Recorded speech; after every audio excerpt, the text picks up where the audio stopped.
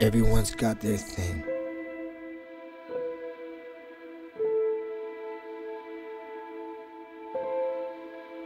Maybe it's a breakup, a death, an accident. Whatever it is, you used to be one thing. Now, you're something else.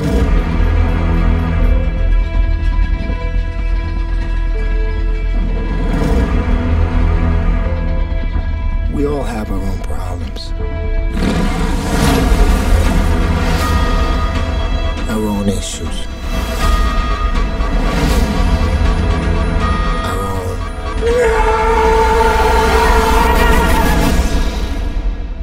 demons.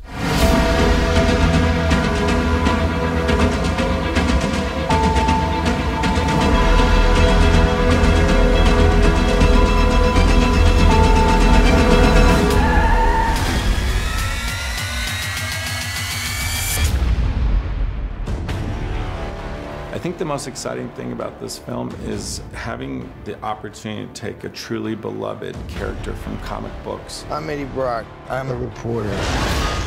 and combine that with one of the most exciting actors in the world, Tom Hardy. I have been taken. It's about a man who's dealing with a shadow side. I'm so sorry. You have no idea how much you're scaring me right now.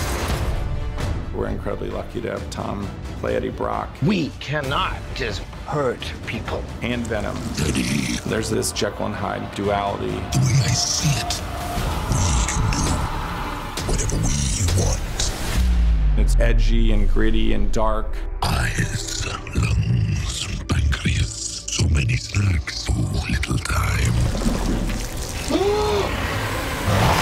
Which I think is just so much more interesting and complex than a typical superhero. That power. It's not completely awful. What's easy about playing two characters in the same piece is that you know what's going on between them, so you can control what's going on between the two, ultimately. So it's more freeing than just playing one character because you can't control what your other actor's going to do or say, if that makes sense. So there are positives and negatives to playing multiple roles. Venom is largely, completely visual effects. He's completely animated. There are aspects of Venom which is played by a stand-in who was about 7 foot tall in a grey lycra body kit suit with a helmet with a tennis ball 2 foot taller than his head on the top. So we had an eye line, or other people had an eye line to Venom if he was in the middle of the street, or if he was running past people and they had to watch him go. So it was simpler for people to just literally see something move that was Venom size.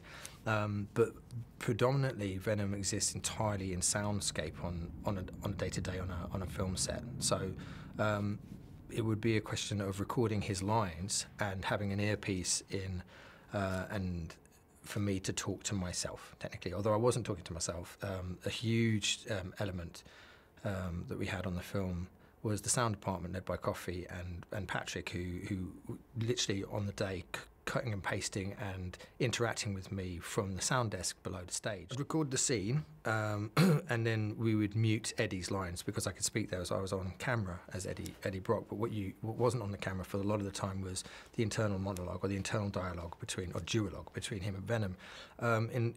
In previous scenes, I mean, there's a lot of scenes that are not in this film whereby there were 6 or 7 page long dialogues and arguments with Venom, some which are no longer in the film, whereby I was drinking and physically being puppeteered at the same time as having an argument with Michelle, as well as talking to Venom, as well as trying to stop Venom from doing stuff with my body. So you'd have multiple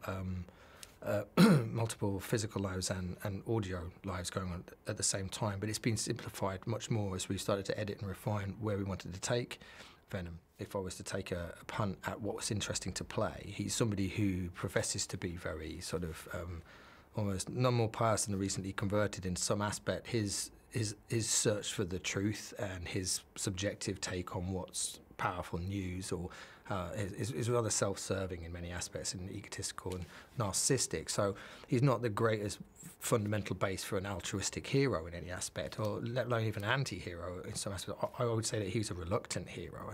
I think, and Venom, the alien without the host on itself, is a black blob to some extent, but once he's combined with Eddie, he takes on an entirely different personality and a sophisticated persona, which is made up of some of Eddie's thinkings and machinations, but fundamentally of his own too, and holds Eddie's feet to the fire about his own ethical framework. So for the first time, Eddie becomes not only a reluctant hero, because he doesn't want to do anything heroic. He's quite lazy in many ways, and quite unheroic, and quite...